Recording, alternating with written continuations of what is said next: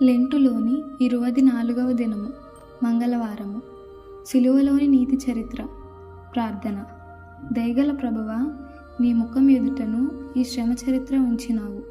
ఆ వెనుకను ఈ ప్రకారం సంఘములో జరుగుచున్నది.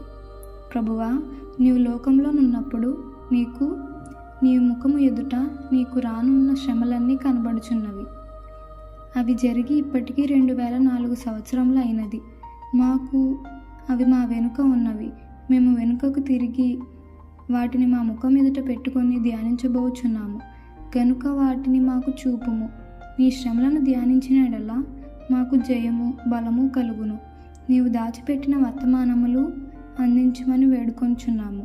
నీ శ్రమ చరిత్రలో మా శ్రమ చరిత్ర జ్ఞాపకము వస్తున్నది. లోకంలో శ్రమలున్నవి. అవి మా పాపములను బట్టి కాదు, నిన్ను బట్టి, నీ వాక్యమును బట్టి, నిన్ను ప్రార్థించుటను బట్టి, నీ మార్గంలో నడుచుట వల్ల మాకు శ్రమలు కలుగుచున్నవి. నీవు శ్రమలను లెక్క చేయలేదు.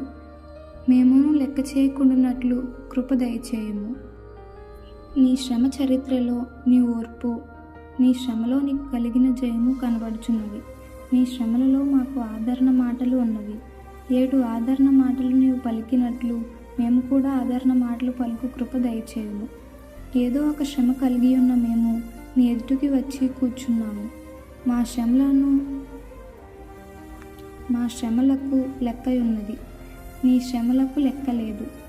యేసుక్రీస్తును నమ్ముచున్న మీకు శ్రమలు ఎందుకు వచ్చుచున్నవి అని సైతాను, తెలివిలేని జ్ఞానులు, బుద్ధిలేని మనుషులు, మనస్సాక్షి, జ్ఞానము, లోకమును అడుగుచున్నవి. హేళన చేయువారికి శాంతముగా సమాధానము చెప్పు మనసు దయచేయము. మా మాటలు నామకార్థ మాటలు కాక ఆత్మలోనికి జీవములోనికి వెళ్ళేటట్లు కృప దయచేయము. నీ శ్రమలు ధ్యానించి మా శ్రమలు మరచునట్లు మమ్మను నీ శ్రమల తట్టు, నీ జయము తట్టు, నీ నిరీక్షణ తట్టు, బహుమానము తట్టు మా హృదయములను త్రిప్పుము. అవిశ్వాసికి శ్రమలు కలిగినప్పుడు కన్నీరు రాల్చుట, విసుగు కొనుట, కేకలు వేయుట ఉండును. విశ్వాసులు అట్లు చేయరు. శ్రమలు వచ్చినప్పుడు ఇది మా భాగ్యము, ఇది మా బహుమానము, ఇది మా విజయధ్వజము, ఇది మా విశ్రాంతి అని అతిశయింతురు. అట్లు సంతోషించినట్లు మాకు శ్రమ పాఠము నేర్పుమని వేడుకొనుచున్నాము. ఆమేన్. ఇది సంఘ చరిత్ర. ఏమి చెప్పవలెను? శ్రమ పాఠంలో చెప్పకుండా ఏమి కప్పవలెను? ప్రభుని శ్రమల ఎదుట నా శ్రమలు ఏమాత్రము?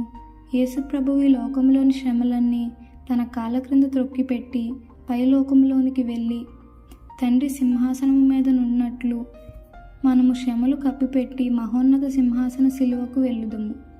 అది నలిగిన శిలువ, శ్రమ శిలువ, కర్ర శిలువ కాదు గాని మహిమ శిలువ. ఒక సంతతి వారు ఈ వాక్యంలోనున్నట్లు చేయుదురు. ప్రభు యొక్క శ్రమ చరిత్ర చూస్తే మొదటి కథ గెత్సెమనే తోటలో ప్రార్థించిన పిమ్మట ఆయనను పట్టుకొన్న కథ. మొదటిది పాపుల చేతులలో పట్టబడుట. రెండవది పంచాయతీ సభలో నిలువబడి శ్రమ కథ. మూడవది కయప తీర్పులో నిలువబడిన శ్రమ కథ. నాలుగవది పిలాతు ఎదుట నిలవబడిన శ్రమ కథ. ఐదవది ఊళ్ళో హేరోదు రాజు ఎదుట జరిగిన తీర్పు శ్రమ కథ. ఆరవది ఆఖరు పర్యాయము పిలాతు ఎదుట కోర్టులో నిలవబడిన శ్రమ తీర్పు. ఏడవది ఊరిలో వీధిలో బడి రోడ్డు మీదుగా కొండకు సిలువ మోసిన శ్రమ కథ. ఎనిమిదవది సిలువ మీద వ్రేలాడిన శ్రమ కథ. తొమ్మిదవది సమాధి కథ. ఈ కథలన్నిటినీ పొడుగునా మనము నడిచి ఆ కథలలోని నీతి బోధ కొద్దిగా వినవలెను. ఈ కథలన్నిటికీ ముందు జరిగిన కయప కథ, తరువాత మల్కు కథ. మొదటిది కయప. క్రొత్త పెద్ద పూజారి. ఇతడు సభలో యూదులకు ఆలోచన చెప్పాను. ప్రభువు మీద శాస్త్రులు, పరిసయ్యులు కుట్రాలోచన చేయుచున్నారు. కయప. మొదటిది యేసు అద్భుతములు చేయగా ప్రజలందరూ ఆయనను వెంబడించుచున్నారు. రెండవది యేసు బోధ వినుటకు ప్రజలంతా ఆయన వద్దకు వెళ్ళిపోయినారు. ప్రజలందరూ మనలను విడిచి వెళ్తే మన దేశమంతయు ఖాళీ అయిపోయి మన శత్రువులు వచ్చి మన స్థలమును ఆక్రమించుకొందురు, మన జనమును ఏలుబడి చేయుదురు. గనుక మనమే ఈ ప్రజలతో మీరు ఆయన వద్దకు వెళ్ళవద్దని చెప్పవలెను. ప్రజలను ఆపుచేయవలెను. అక్కడకు వెళ్ళవద్దని మనం యేసుకు చెప్పవలెను అని క్రొత్త పూజారి ఆలోచన చెప్పాను. మీ ఆలోచన సరిగా లేదని మీరు తెలుసుకొనలేదు. మన ప్రజలు నశింపకుండు నిమిత్తము తాను శ్రమ పొందుటకు వచ్చినానని ఆయన చెప్పుచున్నారు. మన శాపము పోవు నిమిత్తము తాను చనిపోవుటకు వచ్చినాడని చెప్పుచున్నారు. ఇది మనకు మేలే కదా. మనమందరము నశింపకుండు నిమిత్తము ఆయనను చంపివేయవలెను అని సభవారికి కైప ఆలోచన చెప్పినాడు. ఆ సభలో కైప ఒక్కడే ప్రభువు పక్షముగా ఉండెను. ఆయన మంచి పని చేస్తున్నాడు, మంచి బోధలు చేస్తున్నాడు గనుక చేయనివ్వండి. రెండవది, సన్హెడ్రిన్ సభవారు కూడుకొన్నారు. ప్రజలు ఆయన వద్దకు వెళ్లకుండా చేయుట ఎట్లు? ఆయనను అట్టి అద్భుతములు చేయకుండా నాశనం చేయజూచిరి. ప్రభువు చేయు మంచి పనులకు బోధలకు సంతోషించక ఆయన మీద చెడ్డ మాటలు కల్పించినారు. ఆయనను హింసించు వారున్నారు గాని ఆయన పక్షముగా ఒక్కరైనా లేరు. కైప ఒక్కడే ఉన్నాడు. అట్లే మన బైబిల్ మిషన్ పక్షముగాను మన పక్షముగాను ఒక్కరైనను ఉంటారు. స్వస్తిశాలలను గురించి మన బోధలను గురించి ఎదిరించువారు, దూషించువారు, తిట్టువారు ఉన్నారు. కైప ప్రధాన యాజకుడు, అయితే కైప ప్రవక్తగా మారిపోయినాడు కనుకనే ప్రభువును గూర్చి ప్రవచించెను. ప్రభువు గెత్సెమనే తోటలో ప్రార్థన ముగించి గేటు వద్దకు రాగా ఎదురుపడిన ఒక జనసమూహములో ప్రధాన యాజకుని దాసుడైన మల్కును పేతురు కోపపడి నరకగా చెవి తెగపడినది. మల్కు అనారోగ్యవంతుడైనాడు.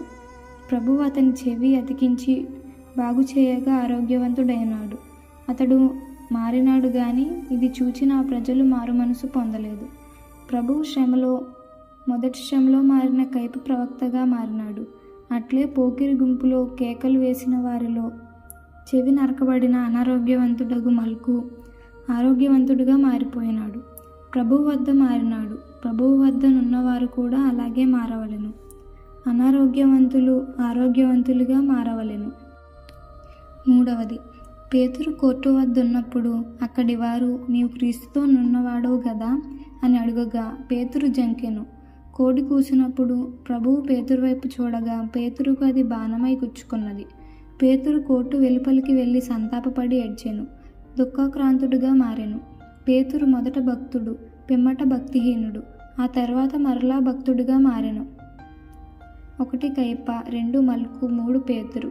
4 పిలాతు కోర్టులో ప్రభువు తీర్పు శ్రమ పొందుచుండగా అతని భార్య నాకు కల వచ్చినది, ఆయన నీతిమంతుడు సుమా, ఆ నీతిమంతుని జోలికి పోవద్దు అని ఆమె ఆయన నీతిపరుడని సాక్ష్యమిచ్చెను. ఆ కోర్టు ఎదుట అధికారియగు భర్త ఎదుట ఆయన నీతిమంతుడని ఒప్పుకొని సాక్ష్యం చెప్పినంతగా ఆమె మారెను. ఆయన నీతిపరుడని తెలుసుకొనగల జ్ఞానవంతురాలుగా మారెను, ధైర్యశీలిగా మారెను. పేతురుకు అట్టి ధైర్యము లేకపోయెను.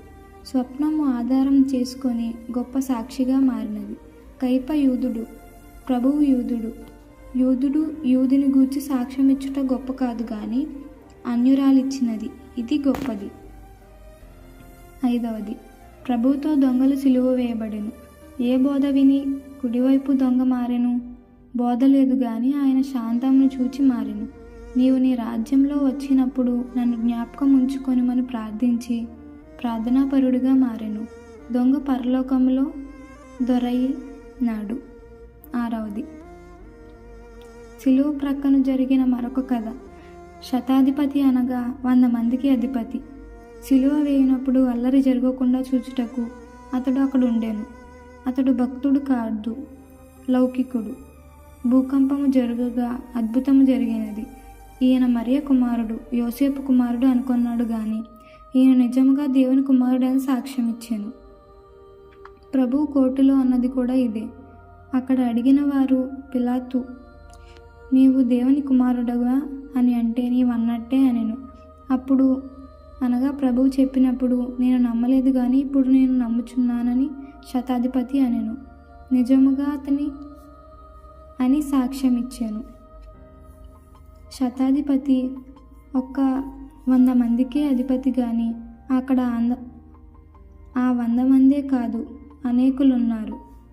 అక్కడ ఆ 100 మంది యూదులు, అన్యులు, అనేకులు ఇక్కడ ఉన్నారు. వారందరి ఎదుట నిజంగా దేవుని కుమారుడని శతాధిపతి సాక్ష్యం ఇచ్చాను. 1952వ సంవత్సరంనకు 80 కోట్ల మంది ప్రభువు నిజంగా దేవుని కుమారుడని సాక్ష్యం విని ఉన్నారు. ఆ తరువాత శతాబ్దము నుండి ఇప్పటి వరకు కోట్ల కొలది ప్రజలు ఆ వార్త విన్నవారిలో ఉన్నారు. 100 మందికి అధిపతి అయిన శతాధిపతి నేడు కోట్లకు అధిపతి ఆయను. పేతురు సాక్ష్యం ఇచ్చాను, ఆయన నా గురువని. దొంగ ప్రార్థించాను. శతాధిపతి గొప్ప సాక్ష్యం ఇచ్చాను. అనేక మంది క్రీస్తు దేవుడు అనుకొనిచున్నారు. అయితే ఎవరు ఇట్టి సాక్ష్యం ఇవ్వగలరో వారే గొప్ప సాక్షులు. శతాధిపతి వలె సాక్ష్యం ఇచ్చేవారు, అనగా సాక్ష్యం ఇచ్చుటలో ఆయన కుడి ప్రక్కన నిలవబడేవారే గొప్ప వేదాంత పండితులు. 7వది, ప్రభువునొద్దకు రాత్రి రహస్యముగా వచ్చిన నికోదేము ముసలి వేదాంత పండితుడు. ప్రభువు ఎవరో, ఆయన నాకు ఏమి చెప్పెనో అని రాత్రివేళ ప్రభువు దగ్గరకు వెళ్ళాను. ఆయన రాత్రికాల వ్యక్తి. ప్రభువు భోజనం చేసి కూర్చుండి నికోదేము వచ్చునని కనిపెట్టుచుండెను. నికోదేము వచ్చి ప్రభువుతో సంభాషించి మారెను గాని ప్రభువునకు 33.5 సంవత్సరముల వయస్సు వచ్చే వరకు రహస్యంగా నుండెను గాని ప్రభుని శ్రమానంతరము, అనగా ప్రభువు మరణమైన పిదప బహిరంగ శిష్యుడిగా బయటికి వచ్చాను. ప్రభుని శరీరమునకు పూయుటకు 156 సేర్ల అగరు తెచ్చాను. రాత్రికాల శిష్యుడు ఈ శ్రమ చరిత్ర వల్ల పగటికాల శిష్యుడిగా మారాను. 8వది, యేసు ప్రభువునకు వ్యతిరేక సభ ఒకటున్నది. అందులో మంచివాడు అరిమతయియను యోసేపు. ఈయన ధనికుడు, ఘనుడు, సజ్జనుడు, రహస్య శిష్యుడు. ప్రభువు చనిపోగానే పిలాతు నొద్దకు వెళ్ళి ప్రభుని శవము అడుగగా పిలాతు అతనికి ప్రభుని శవమును ఇచ్చాను. నికోదేము, అరిమతయి యోసేపు, ప్రభువు సహోదరుడైన యోహాను ఆయనను సమాధి చేసిరి. యోసేపు విలువ గల సన్నని నారబట్ట కొనెను. యోసేపు తన కొరకు తొలిపించుకొనిన సమాధిలో ప్రభుని పెట్టెను. ప్రభుని శ్రమ వల్ల అరిమతయి యోసేపు మారెను. ఆయన శ్రమల వల్ల ఎందరు మారిరో లెక్క వేయండి.